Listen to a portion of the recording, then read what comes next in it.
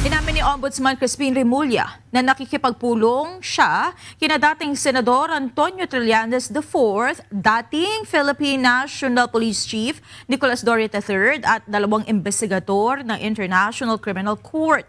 Sa isang panayam kanina, sinabi ni Ombudsman Remulla na ginawa nila ang pagpupulong mismo sa kanyang bahay sa Makati noong nakaraang taon. Pinag-usapan anya nila ang Witness Protection Program na dati niyang pinangangasiwaan bilang kalihim ng Department of Justice.